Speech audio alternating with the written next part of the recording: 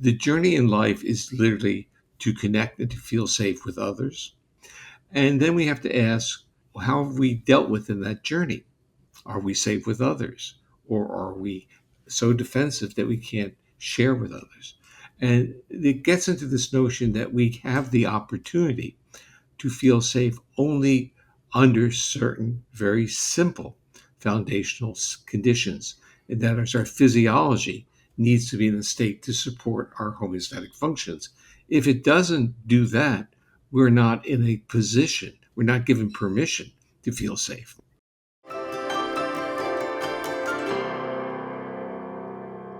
Most of you have heard of the term fight, flight, or freeze. But what's actually happening inside the body when your child melts down or shuts down or can't seem to calm down no matter what you try? Today, I am so honored to be joined by Dr. Stephen Porges. He is the neuroscientist best known for developing Polyvagal Theory, which is a framework that has completely transformed how we understand safety, connection, and emotional regulation. In this episode, we explain why our nervous systems automatically scan for cues of safety or danger, and how co-regulation, not control, is the real foundation for helping kids feel calm, connected, and capable of learning. We also talk about simple ways parents can support a sense of safety and repair after moments of stress or disconnection. Dr. Porges' research bridges neuroscience, psychology, and compassion in such a unique way. And I know that you're going to walk away from this episode with a deeper understanding of your child and yourself.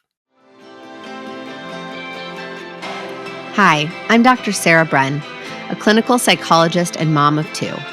In this podcast, I've taken all of my clinical experience, current research on brain science and child psychology, and the insights I've gained on my own parenting journey, and distilled everything down into easy to understand and actionable parenting insights so you can tune out the noise and tune into your own authentic parenting voice with confidence and calm. This is Securely Attached. Hello. Today, I am very, very honored to welcome Dr. Stephen Porges onto the podcast. Thank you so much for being here. Well, thank you, Sarah. Thank you for inviting me into your home. Yes, I am thrilled. I'm a very big fan of your work. I've heard you speak. I think that you have made an enormous impact on the work that I do, but the field that I'm in at large. So if people want to get a sense of the impact, a small sense of the big impact you've had, I'm hoping you could talk a little bit about just what is polyvagal theory and how did you even get to this? Like, where did this idea, how did it spark and how did it emerge for you? Well, it emerged through actually my entire research career, starting as a graduate student. I was very interested in literally what was going on in the heads of people without having to listen to what they were saying. So I was always interested in whether there are, in a sense, tells or signs of intentionality of behavior, interpretation of context, based upon, at that point, I would call it physiological responding. Over time, it's gotten a little bit more elaborate as we start to understand that our internal physiological state really gets broadcast in our face and our voice. And this is really kind of the message of where you sit as a therapist or as a spouse or as a parent. You are engaging the child or the adult or the other, not merely in terms of the words you're saying, but you're engaging it in terms of the facial expressivity, the intonation of your voice, and in a sense, your bodily presence. And this is kind of one of those soft, vague, mushy words to use. But intuitively, we know what it feels like to feel connected to a person. And polyvagal theory captures that with a word called neuroception. It's where the body interprets the signals of safety or threat, and you then either become accessible, available to other, or you become defensive and withdraw. And so what polyvagal theory is all about, it's about this amazing nervous system that we inherited, a nervous system that evolved to trust, to love, and to co-regulate. It's not a nervous system that evolved to dominate and to exploit. It's a nervous system that requires co-regulation. And you see this at birth. And of course, this is where the roots of attachment theory come from. But what we forget is attachment theory is also based upon a certain biological feature, nursing. And the interesting part of nursing is that the nerves involved in suck, swallow, breathe, and vocalize, that whole texture, are the nerves that we use to express our emotional and visceral state to others. And in fact, when we get older, we still use ingestion as that portal to start the relationship. Hey, let's go out for a drink, cup of coffee, or lunch.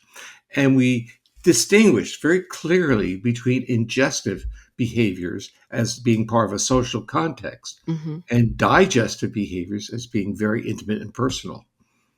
That's interesting. The Yeah. final take home point is that Yes. this physiological state that we kind of like call our gut feelings about how we react to people. I felt comfortable with this person, or, even though the person said the right things, I really felt very uncomfortable. Hmm. Those gut feelings are physiological shifts through this process that I call neuroception. They're reflexive in our body to detect safety and threat in our environment. But the take home point is the primary one is our physiological state literally provides a flexible platform for us to respond to stimuli, to people, and then to make appropriate reactions. If our physiology is, in a sense, in a state of threat, we're in chronic pain, we're highly anxious, whatever psychological label you want to put on it, we're angry, we're stressed out, then the stimulus of someone engaging us might be interpreted as a threat behavior. We might be overly reactive. So Yeah. it's not the behavior, it's really, or the external behavior in our environment. A lot of it has to do with our own physiological state. And I'll even go one step further. I've been doing research trying to link the relationship between hypersensitivities. A lot of people have auditory, tactile, ingestive, visual hypersensitivities. There's a very strong, clear relationship between one's physiological state and their degree of hypersensitivities. And now this starts to make practical sense. If your body's in a state of threat, the thresholds to react to stimuli are lower, so you're more Hmm. likely to be defensive. So when a child is like this, it's not that they're holding their hands over their ears and they don't want to hear you. That may be a rare case, but in general, the acoustic environment is painful to them because their nervous system has changed its state. So now the threshold to sounds become much lower. So I have a question for you about that. And then I want to sort of summarize what you were Oh, yeah. saying, um, for parents who are like, okay, I know something important was just described and I don't fully understand it. So I want to just digest it. But first, just because you piqued a question in me that is very relevant to my own family life, you were saying that when kids have like high sensitivity to certain sensory inputs, let's say sound, for example, Mhm. um, that are you saying that the sensitivity is the sensitivity to sound like chicken or egg, I guess I'm saying? Is it that they're because their nervous system is in a state of fight or flight, perhaps chronically so, they Mhm. become more sensitive to sound? Or if they have sensitive eardrums, they pick up on cues, they just have a lower threshold for pulling in that sensory input, that they become more in fight or flight easily. Is there a Yeah. bidirectional relationship there? No, there's circularity, though. Okay. So, in a sense, if your body gets into a state of threat, it does that because it feels like it's a state of threat. So, it's going to interpret signals to maintain that state. So, the issue is so the portal of intervention in most models is well, you go to the behavior, you reward it, you punish it, or you get insight, you explain it. From a more polyvagal informed one, you say, look, forget about the behavior, forget about the intentionality. Can you calm the nervous system? And then what do you see when the system calms down? And when the system calms down, then the accessibility to whatever treatment model you have or any, let's say, social model you have becomes much more accessible. So the Mhm. body calms down and starts to basically listen. We want to make distinctions between how the sensory systems work with auditory sounds, which is a very frequent one in terms of children. There's literally a filter between the inner ear, the part that sends the signal to the brain, and the outer ear that you can see, and the eardrum, which you can potentially see as well. Connected to the eardrum are three very small bones, and they're regulated by the two smallest muscles in the body.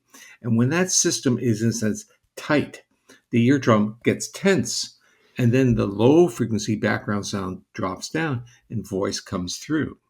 But when the neural regulation of those muscles become loose, then the eardrum literally is like flopping, and it's picking up all those low frequency sounds.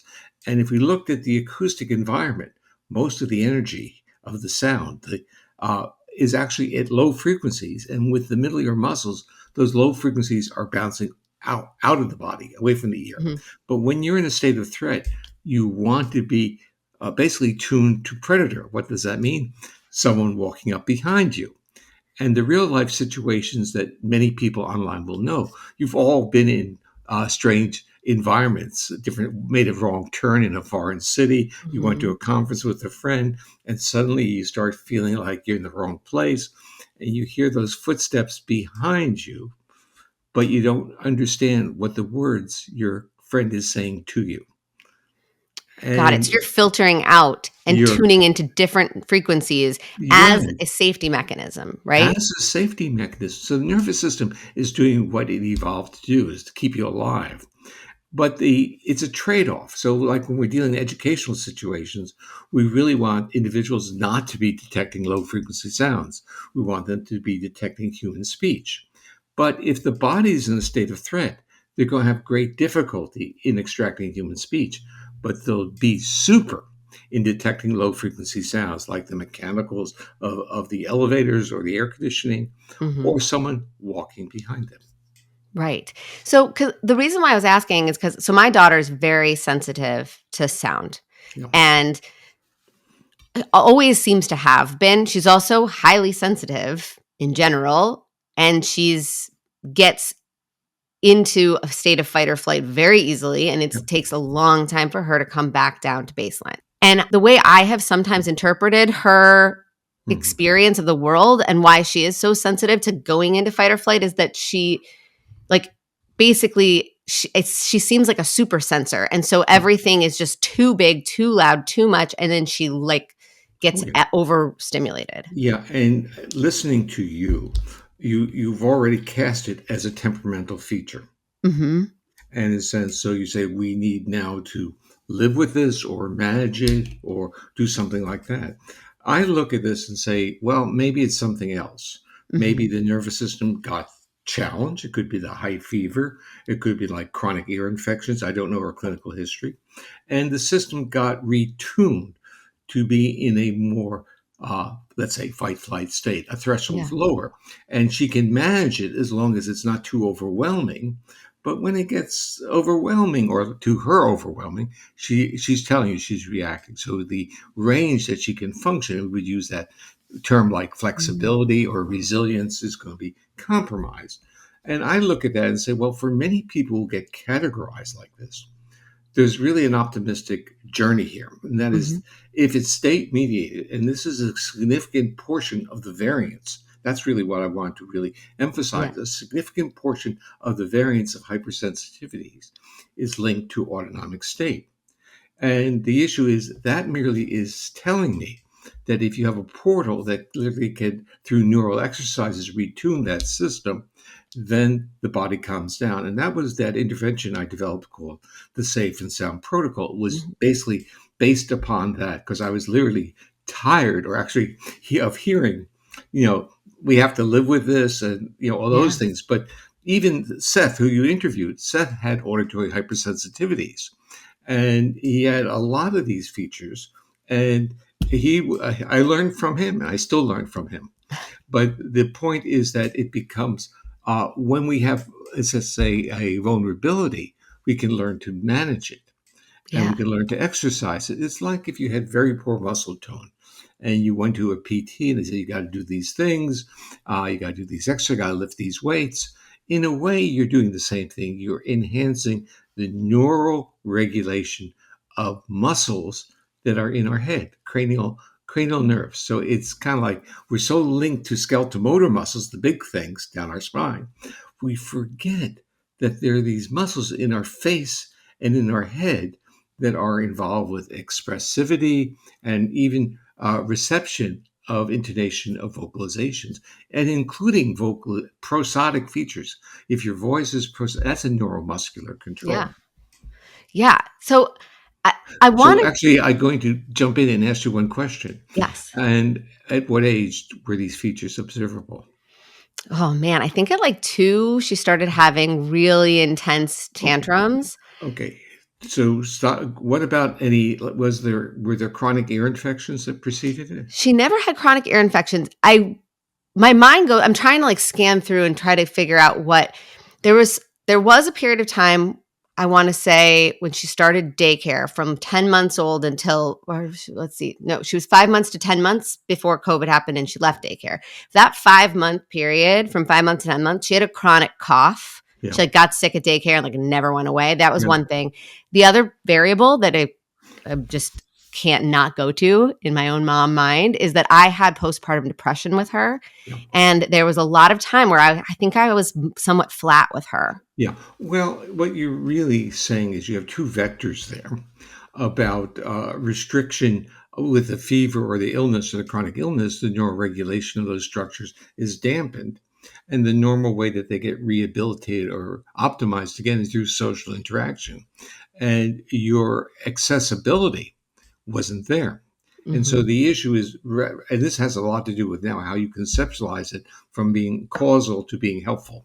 So things happen, there's no intentionality that's wrong, but we can see these features and we know more now than we knew, let's say 10 years ago, Mhm. certainly a lot more than 20 years ago. And we know that we have interventions, and this is why it would be helpful for you to look into the Safe and Sound protocol. In Yeah. fact, there's a book we just wrote on it, and actually something like 200,000 people have used it.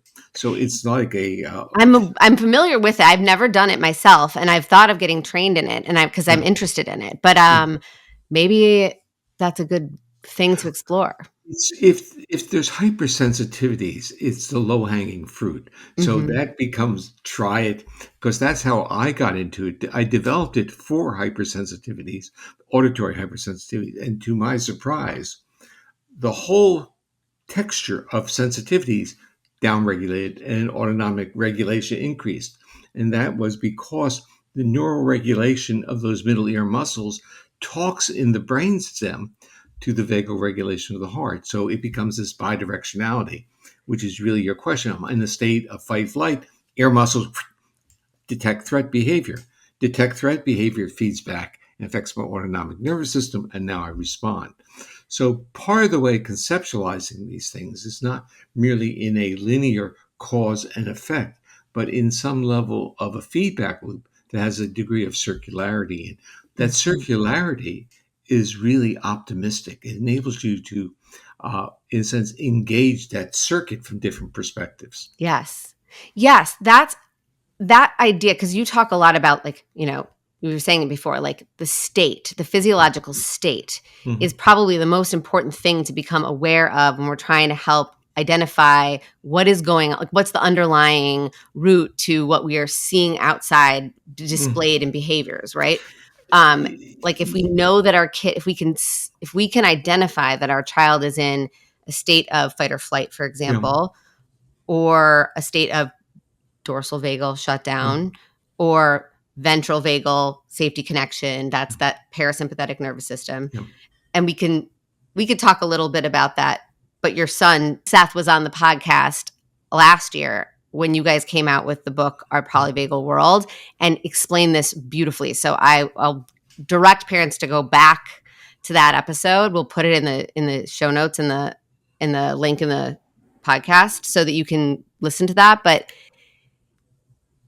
when you're if these some of these behaviors that we see in our children are state dependent, right? Yeah. They're Yeah. not engaging in the same behaviors when they're in ventral vagal safety connection as they do when they are Yeah. in fight or flight.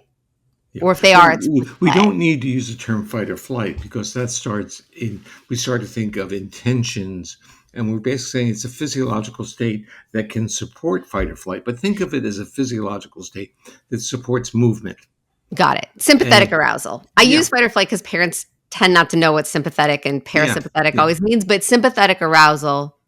yeah. I use behavior mobilization. What would your nervous system need to be prepared to mobilize? Mhm. I think parents can really understand when my kid is 10 out of 10, totally losing it, just absolutely melting down. I can understand intellectually, okay, my kid is mobilized, right? They're in a fight or flight mode. I can make sense of it, right? And I can oftentimes, when I know this model, I can have a little bit more distance and even more empathy for them in that moment, even though what they're doing might be very threatening to me. Hmm. But I see a lot of kids. I see this with my own kids. I work with parents who they'll be like, okay, but my kid is not in fight or flight. My kid is absolutely regulated, quote unquote. They know what they're doing. They're Hmm. totally calm. They're looking me dead in the eyes as they smack their brother in the face or as they dump my purse out on the floor, Hmm. right? So it's this incongruence between what we perceive on the outside to be a regulated, Hmm. thoughtful, Yeah, intentional state yeah. and totally out of control behavior that feels like it's in a threat mode. Okay, so let's go back to the little psychopath that you described. Okay, Because that's the and follow-up question. Is my kid a sociopath? yeah, so let's play with that for a moment and basically ask the probing question: is the child smiling while doing that in a way that you think the child is enjoying it? No, see, they're smiling is an icky smile. It's an That's icky right. laugh. It's not joy. It's not pleasure, Right, right? right. It's Okay, so it is distress. not the ventral vagal circuit. Is not Yes. there. They're using a sympathetic, they're mimicking a behavior and observable. They're not in a visceral state of being flexible and regulated. The example I like to use is that if you see a child running, is that child running in fear or is a child playing? And the answer is very simple look at their face. And if you see pictures of children running and their faces are smiling, you know they're playing. If not, you know there's a fire or someone chasing them. It's something different. But Mhm. intuitively, just looking at the face and the movement, you know where they are. And so, what we're getting in the situation of trying to use terms that capture the global behavior without incorporating the physiological, I'm going to use the term motivator. There's a physiological system that is literally motivating. So it's like, okay, I'm an academic. I've been an academic for my whole life and I'm married to an academic. And one of the first things that I knew about her, and this goes back to the late 1960s, is that she used anxiety as a motivator. Oh, I can resonate with that. Well, I think, and I basically anxiety I didn't even want in my life. Mhm. And, I've crossed the paths of a lot of people and they've shared their innermost thoughts. And I understand what's going on there. And I started to realize basically that my perspective of my life is different than many other people. And this is important for everyone to kind of understand that we can't generalize from our own internal states to others. So we Mhm. often say, well, I can do this. Why can't you? Well, we're not in their bodies. We don't know their physiological states. And over time, I basically start to understand the journey. The journey is that our body is trying to support our health, growth, and restoration, our homeostatic functions. And it does that only, it can only, in a sense, effectively do that if we are in safe contexts. And part of it is a really simple manipulation of our behavior by our physiological state. That if people feel unsafe, they'll work harder to feel what they think will get them safety. And that was acquisition of resources. And now we're in this kind of wonderful glass dome of seeing how the wealthy live. And we realize that it doesn't matter how much asset how much resource you really have in terms of money, so-called prestige. Uh, you're still not going to be successful because you're not going to feel safe in your own body. So this becomes this whole issue is the journey in life is literally to connect and to feel safe with others. Mhm. That's where the baby comes into the world. And then we have to ask, how have we dealt with in that journey? Are we safe with others? Or are we so defensive that we can't share with others? And it gets into this notion that we have the opportunity to feel safe only under certain very simple foundational conditions, and that is our physiology needs to be in a state to support our homeostatic functions. If it doesn't do that, we're not in a position, we're not given permission to feel safe. It's an Right. interesting, so it's a substrate, and this is what polyvagal theory is about. It's about that substrate upon which our mental health and our behavior sits upon. That if our body is in a state that it is, in a sense, safe enough to do its own healing and restoration properties, what lies above it, which means above our brainstem, is going to be challenged as well.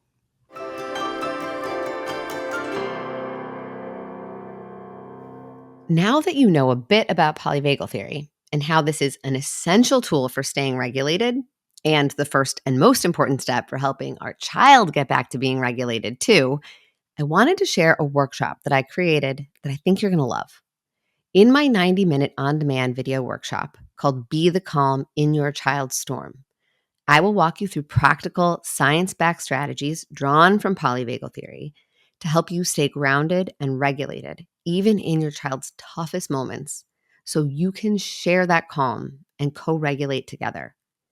These are the same evidence based tools that I use every day with parents in my practice to help them move from feeling stuck in fight or flight to feeling centered, confident, and more in control. You can get instant access by clicking the link in this episode description, or you can head to drsarahbren.com and click the workshops tab. All right, now let's get back to my conversation with the creator of polyvagal theory himself, Dr. Stephen Porges.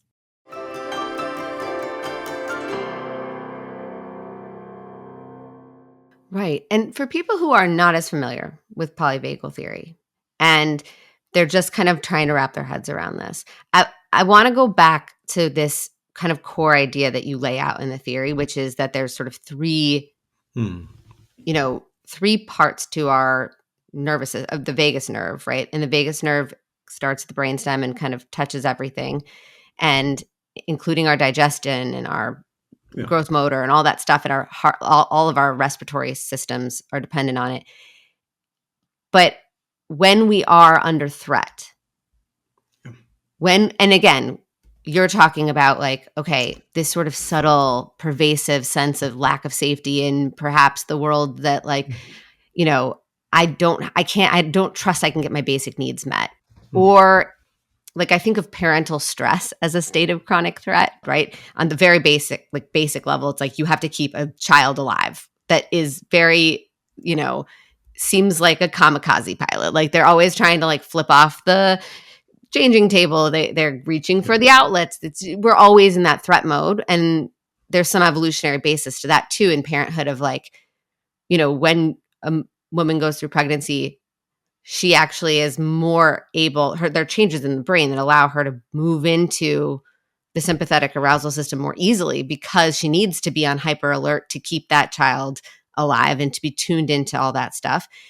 But then there's also just the chronic overstimulation of like kids pulling on you and screaming and losing Hmm. their own, Yeah. they're losing it, in all the time. So we're kind of overloaded. So we can be in a state of sympathetic arousal, threat, defensiveness. You talk a lot about how like because these systems are all connected, right? If Hmm. you are in these more defensive states of either stress and arousal or shutdown, it's highly taxing on the body. And so Well, like are we worried that parents are going to have like chronic health problems because of the stress load of parenthood, and how can we mitigate that a little bit? let's kind of, we have to understand who we are as a Mhm. species. And we have to understand that we deal extraordinarily well with challenges, and we have to literally throw the word stress out because people think, oh, I deal well with stress. You don't. So now we're Mhm. evaluating our in a sense, flexibility. Mhm. So, or resilience. Resilience is a real concept that once we realize that some people can literally walk through fire and then they're fine, while other people is the sight of fire and they're in another state. We understand that there are variations in it, and it's really a function of that physiological state, and that physiological state is not being driven by intentional thoughts. We have to, in a sense, get that out off the table. That's being driven on a reflexive level. And that's why I coined the term neuroception, that this body, meaning you or meaning me, detects threat. Now, the other body in the room might not. Now I'm very respectful that your system has reacted, and that limits your capacity to be a social organism or even to be a functional organism to do certain work. So we have to understand that individuals change physiological state. We change physiological state, usually in a reasonably predictive way, but sometimes not. So my jolt was going to an MRI. I wrote about this in something I wrote. And I was very curious because I'm a neuroscientist. I wanted to see what my brain looked like.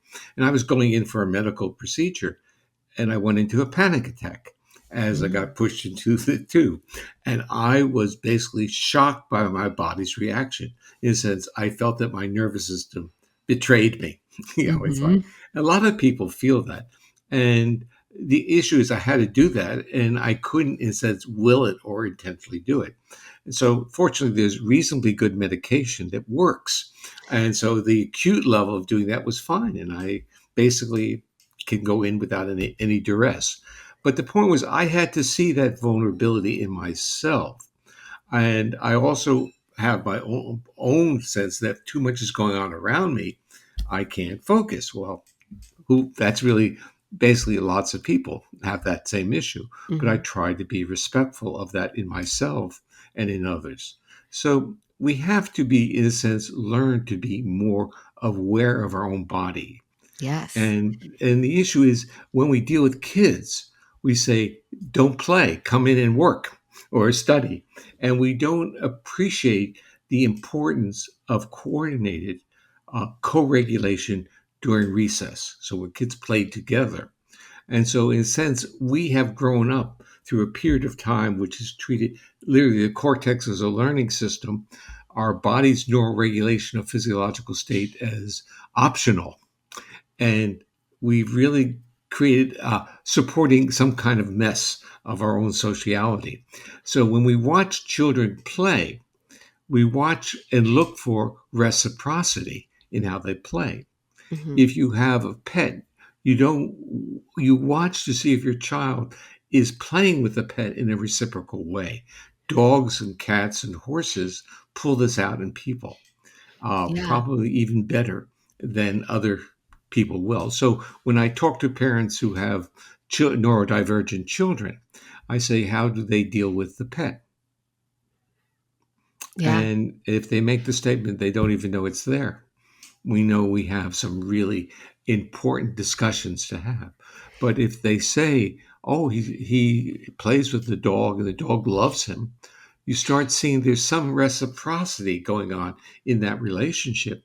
Mhm. And now that can, in a sense, be built upon to expand it into human relationships. So what you are describing makes me I'm glad you said built upon because what I'm thinking and as you're speaking are building blocks. And I Yeah, think it might be helpful to talk a little bit about sort of there's like a gradual accumulation, construction of capacity, right? It's not like when you're talking about reciprocal play, right? yeah.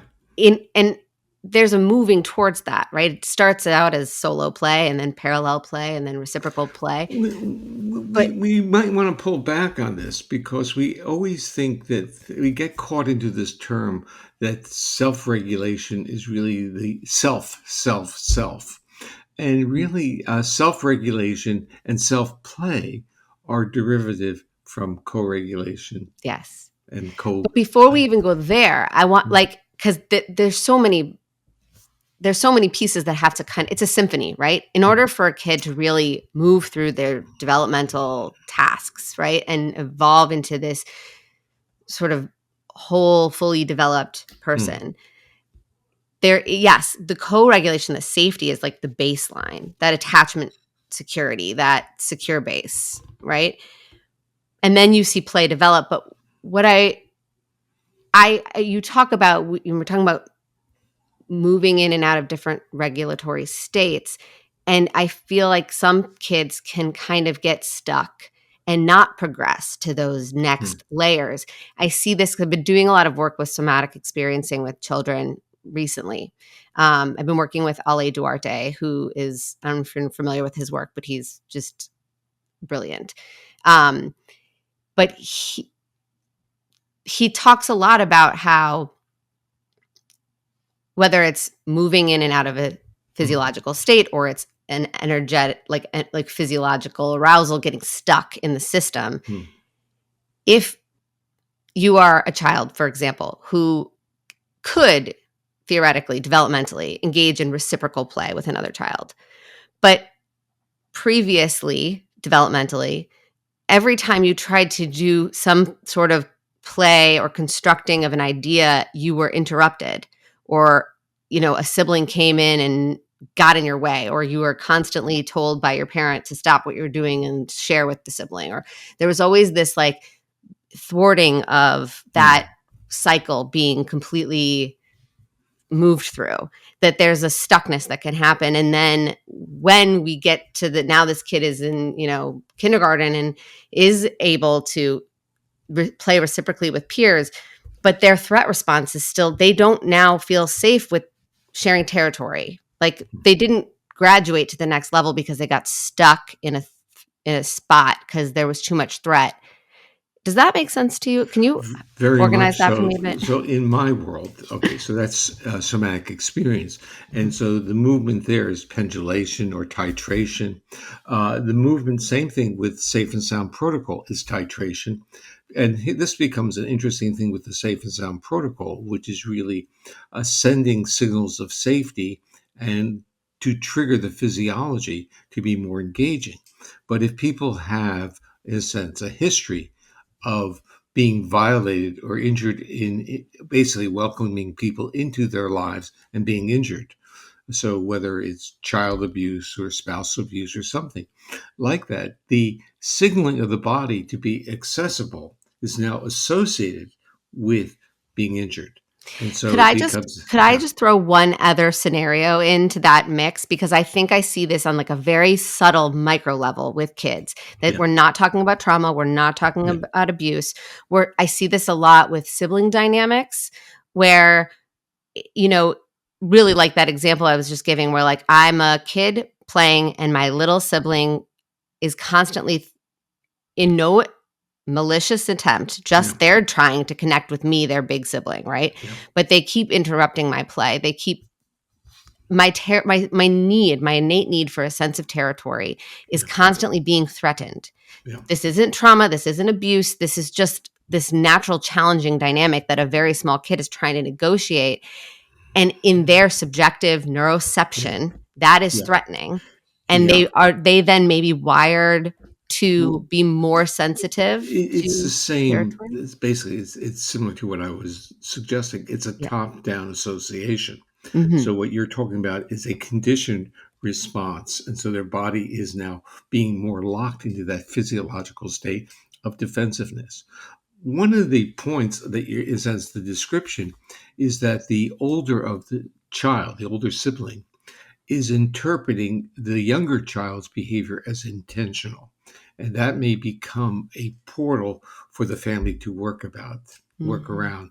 That this is where the older child can see it as not intentional, but more of a developmental feature, a baby behavior. Mhm. And, babies are allowed to cry and stuff, and the siblings don't get that angry at being disrupted by the crying. But maybe we want to extend it to some other features. Mhm. The part that you are bringing up really is what SE does with it to get people out of that lock state. And that is through literally a guided experience through memories of that physiological state. What the Safe and Sound protocol does is it opens up the portal by sending a prosodic signal, which the body wants to be like this. But once it does that, then the learned association of being accessible is often, I'm running out of the room because I was Mhm. really injured when I became that way. Right. And so through titration, the same principle in SE, people have been able to appreciate their defensive visceral feelings, and then they become less potent. So it's kind of Right. like it's you do it, and with the sound, it's really interesting because you can feel your body reacting to the feeling. You have a secondary reaction. You feel this opening, and then you can have a reaction to that feeling, which is been there before, not going to stay there. Right. And Right. you just So do it for a few seconds, and suddenly you start saying, "Wow, a sound did that."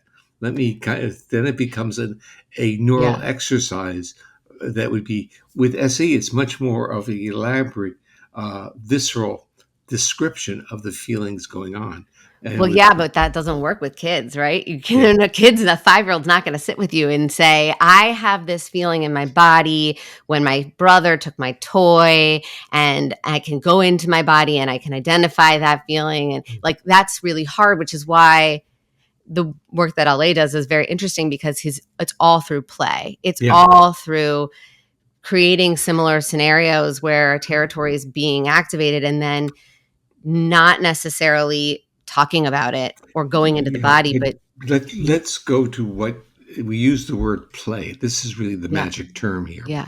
because play has a lot of the mobilization behaviors that aggressive behavior could have, but has something organizing it together. And that is a more, we would call ventral vagal, a smile, an engagement, a physiological state that keeps play from being aggressive.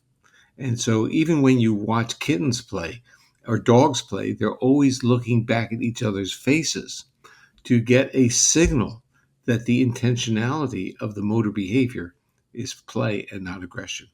And Mhm, so what he's doing with play is using the, let's say, the veneer of the ventral vagal complex to hold, contain the body from being overly reactive. So it mhm. becomes fun. Yeah, yeah. So, can we translate some of this for parents in a way that maybe like if they're if they're seeing these kinds of interactions with their siblings, for example, with their kids, and or they're seeing they have a child who is very sensitive to becoming like frustrated or agitated, and we want to try to help them work through some of that aggressive energy through something more containing like play. I think a lot of parents are afraid to bring aggression into play because they see it in the real life and they're like, I want to break from that. I don't want to reinforce it, right? But Mhm. how do you think about knowing what you know about play being this sort of container and allowing you to be in ventral vagal safety Yeah. connection arousal while still kind of navigating aggression? So things have changed in the past few decades. So we have play therapists, many of them are very polyvagal informed, dealing with the same things you're talking about.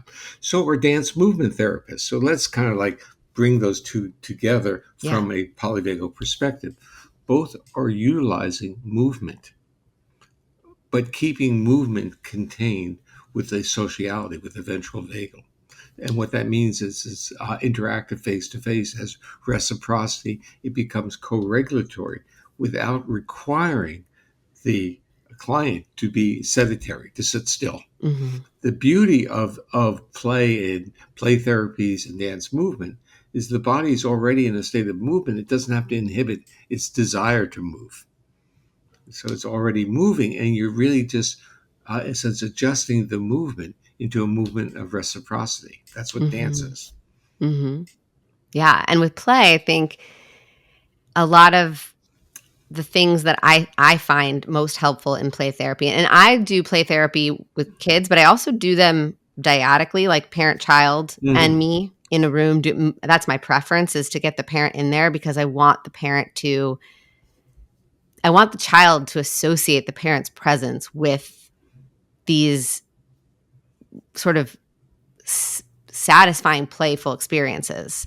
I think parents struggle sometimes knowing how to play with their kids in a way that's actually sort of therapeutic, right? That is Mm, helping really the function of that play from the parents' background, the background noise playing in the parent's head is actually going to be about co-regulating, getting clued into their nervous system, helping the parent learn how to read the child and have the mm. child have that felt sense of being read by the parent in play. I think you're right on target. However, let's put a caveat here. Yeah. Parents are human beings. Okay. Mm-hmm. We have to really acknowledge that, and parents are usually with their children not during the day but after their stressful day in work, Yep. where they are in great need of co-regulation to express their frustrations of their day, Mm-hmm. and they come into a situation of dealing with, like with the schools, if the child has acted out, or dealing with the spouse. In a sense, most families are, both parents are working, so it's not like the parent has a lot of emotional resource and accessibility. So we have to start off, and we're basically not going to use the word empathy because we know how they feel. We have to use the word compassion, where we respect that they feel distressed, and now what can we do to help them? So empathy is kind of like, I share your feelings, but that doesn't solve any, I'm not helping you solve your problem. When I'm compassionate, I acknowledge that your feelings have disrupted me. I feel them, but I'm here for you. So it's like the second step. It's like a Mm-hmm. dance. I react, but I'm really here for you. That's Mm-hmm. compassion. And spouses and therapists need to, in a sense, expand what they basically, compassion enables us to honor the other person's reactivity, a type of reactivity that we may not really appreciate at the moment. Yeah. Yeah. Well, I think just anything, understanding that anything we're seeing in our child, in our spouse, in ourself, there's a reason for it. It's not just to piss me off or just because you're giving me a hard time or just because you don't wanna. It's because there's always a reason. We don't do things for no reason. And we oftentimes don't even do things consciously that or feel like they're in our control. I have so many kids in my practice who have really out of control behaviors. And in the moment when they're losing it, they seem very in control of what they're doing and very aware of what they're doing. And it's confusing for parents. But after, and I always try to help parents kind of notice that different.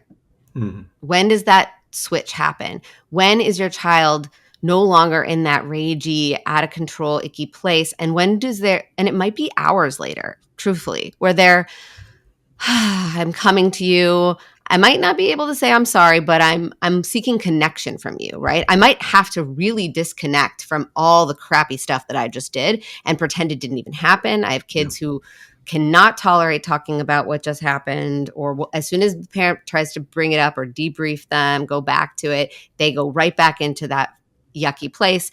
But there are moments when those kids are soft, they're seeking connection, and in those moments, which I think would be considered these ventral vagal activation moments, those are moments when those kids will often say, I don't know what happened. I don't know why it happened. I didn't have any control over it. And a lot of parents have a really hard time reconciling that. And they sort of Yeah. think, oh, the kid just was denying responsibility. But I think there is this sense of like, a different part of me takes over and I don't know how to be in control of that. Yeah. Okay. So you actually hit on a couple of very important points. One, of course, is the parent gravitating to intentionality as the narrative, as opposed to kind of understanding when you're in physiological state, you act out. It's just part of the nature. Even for the parent themselves, they know when they get angry, they know when they lose it, but when they're dealing with their child, they have an omnipotent sense themselves that that's not who they are. So the other point you brought up is parts work. And so it's whether it's internal family systems or other derivations of parts work. Parts fit very nicely with physiological states. They fit very nicely with polyvagal theory.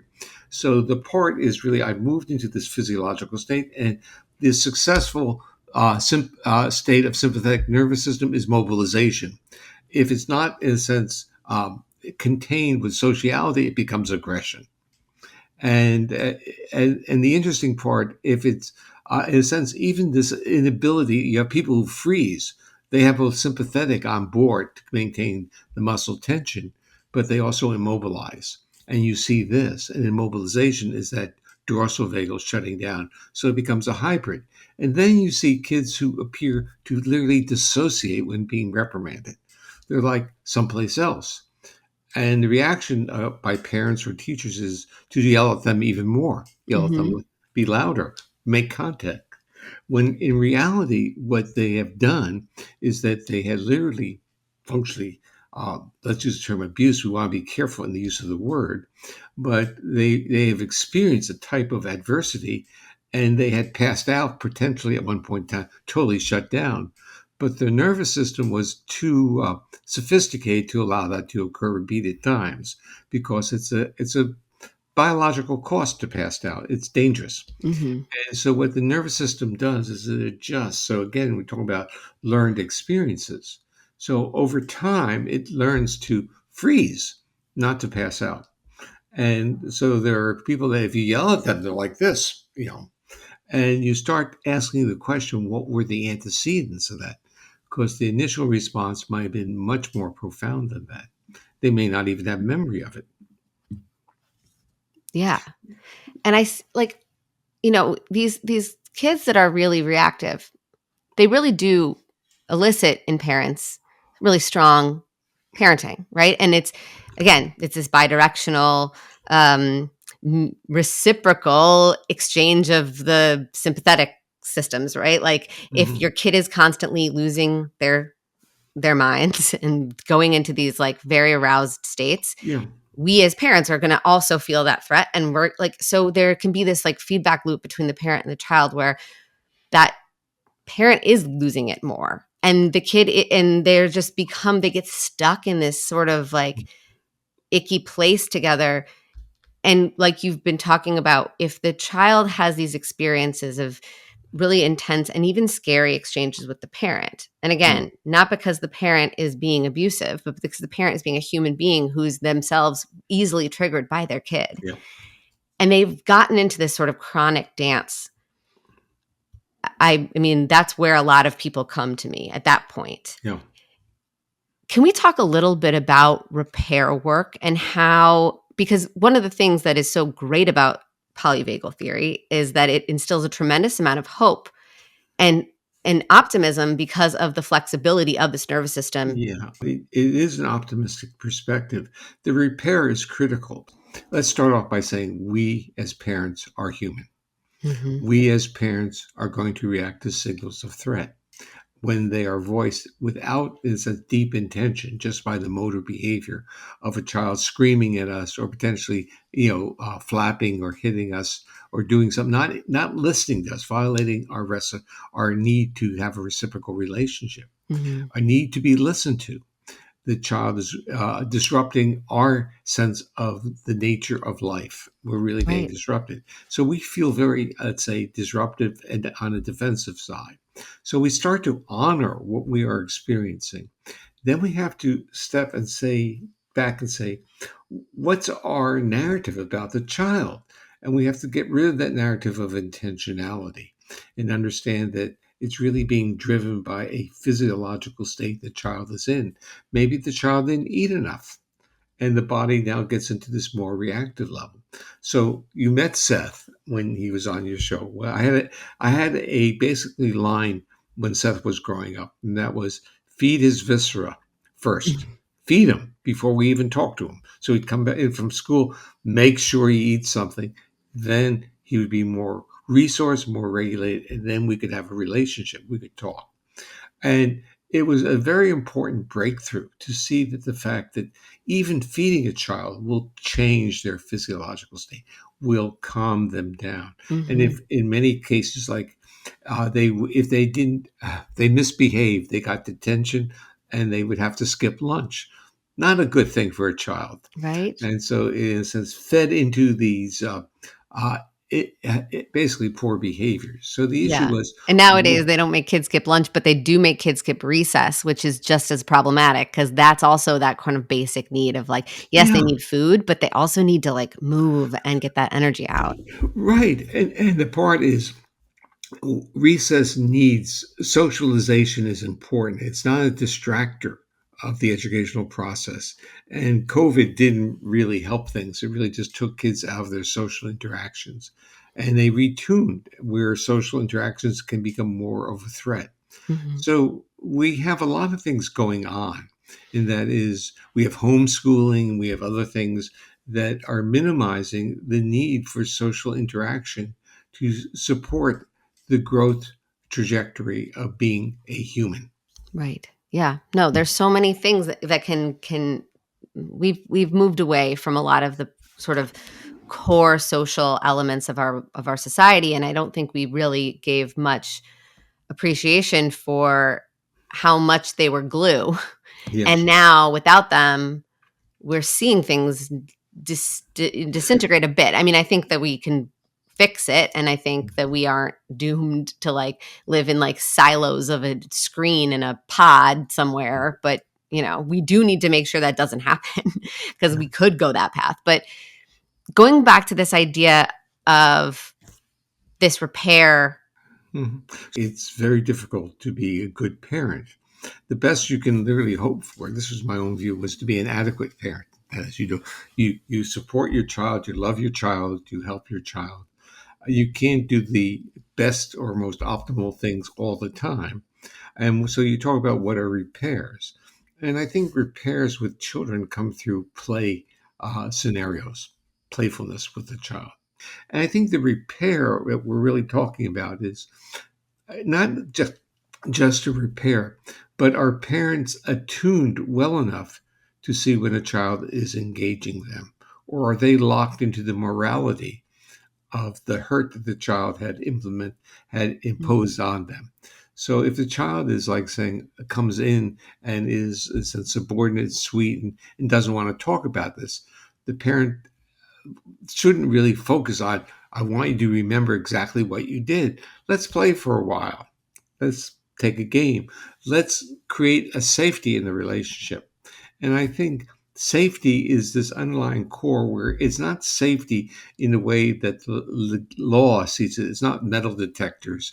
It's a visceral feeling of what proximity with another does to you. Do I feel like I want to be hugged? Or does my body recoil? So it's not like so like in the world of trauma, many people would love to be hugged who have severe adversity histories, but when they get in proximity of another person, the body recoils. That's neuroception. The body will not allow, the nervous system will not allow that individual to make that type of conforming hugging. Mhm. So, in a diagnostic way, we learn a lot about people by the types of hugs they're able to experience and express. Right. I'm thinking too, though, because I think of families. I'm always very mindful of like the importance of the subjective experience, right? It's not because I don't want parents to think, okay, my kid doesn't really like to hug me. Therefore, my kid has been traumatized, and that's what they've learned versus no, your kid might have their own threshold for what they can tolerate, and they might also have subjectively internalized those Yeah. connections. Like, oh, when I'm vulnerable, when I'm belly up, right? That I'm open to that hug. Yeah. I've also experienced shame or fear, and I've paired those things, and my body might be just really really good at making that connection, so it Yeah. doesn't need to be like a massive traumatic experience where like they went for a hug and they got beaten. It's that they wanted connection, but they felt embarrassed or ashamed at the same time from some type of And rejected discipline. and felt rejected. Yeah. And And so those it's not that, because I don't want parents to think, one, I've traumatized my kid because my kid is not able to tolerate going back to something. Yeah, problematic. let's kind of like simplify this, and Yeah. that is the word trauma carries a lot of negativity. And the issue is that then forces or triggers in the parent a justification of the history of the behaviors. We want to really say that the nervous system made a faulty interpretation of the intentionality of the parent's behavior. And the nervous system of the child responded as if the child was vulnerable to being injured. So we want to keep it at the most pragmatic, simple level. We don't want to, in a sense, corner the parent into justifying their behavior. So once the parent feels that they may have been causal in abusing their child, whatever term we want to use, or traumatizing their child, they're going to try, for many, to basically create a narrative in which nothing occurred. It didn't occur. And what it really, the narrative should be about the sensitivity of their child, not the intentionality of their child in conveying this to them. The child is vulnerable and dependent upon the parent. There's an asymmetry in the relationship. And even though at times parents may not feel that, they may feel that the child is running the show. But the part of all this is you're absolutely right about shame and blame kind of cast people where they don't want to talk about their past because they feel it being colored. I think the parent has to really step back for a moment and saying, yeah, I'm reacting to this. And how would I feel on the other end if I were as naive as that child really is? So the history of intentionality um, isn't the same. So what adults tend to think, and this is, in a sense, you can see this probably in your practice, is they come up with a justification for everything their child can do or has done. And I've actually had discussions even with my son, who has two granddaughters now, about similar things. He basically, he starts feeling as if it's too nuanced to be just a reaction. There's an intentionality, and the answer is it's how the child is trying to navigate in this complex environment. Mhm. Don't make too much of it, and what we try to do, we make too much of it. Yeah. Yeah. I often say, don't dissect the lava.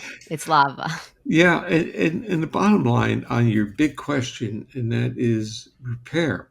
And I'm saying if you can cast it within a playful setting, you're shifting the physiological state to foster a hybrid state of movement with co-regulation. Mhm. And the benefit is the product is co-regulation, and that's where good parenting or total, let's say, adequate parenting comes through in this capacity to be an effective co-regulator. I couldn't agree more. I feel like that's the mission. Can you be an Well, effective but co-regulator? we have our view of ourselves as super parents or want to be super parents, but we really, no one has that kind of resource on board. No. No. And I think the best thing we could do is to like start with our own sense of safety, our own sense of community support systems outside of the Yeah, parent-child relationship so that we don't have so we can diffuse it a little bit more for ourselves. Thank you so much. Your time and your wisdom is deeply, deeply, I'm thankful for it. And if people want to learn more about your work, if they want to learn more about the Safe and Sound protocol or the books that you've written, how can we help them find you and connect with sure. you? For Polyvagal Institute, which is, you can just Google that, and they really keep pretty much online. They have courses and workshops, and they have a listing of my articles and books. And the other thing is the Safe and Sound protocol. And now there's a new acoustic intervention called Rest and Restore. They're basically being distributed by a company called Unite, UNYTE Health, and you can Google that. And there, as I said, there are over 2,000 people have been influenced or affected by Safe and Sound protocol, and there's somewhere around 4,000 therapists using the tool now. So you can look Google that and look on the Unite website, and it might be helpful to many individuals and or and if they're therapists online, you might look at it as a possible tool for your work. Yeah. Yeah. Thank you so much. Oh, Um, you're quite welcome, and thank you. And before I go, I really have to basically. Uh, I used to make the statement that it's very easy to generate ideas. It's very hard to translate ideas to practice, and to see what therapists like you and others are doing in the trenches is powerful. So keep up the good work. Thank you. I appreciate that so much.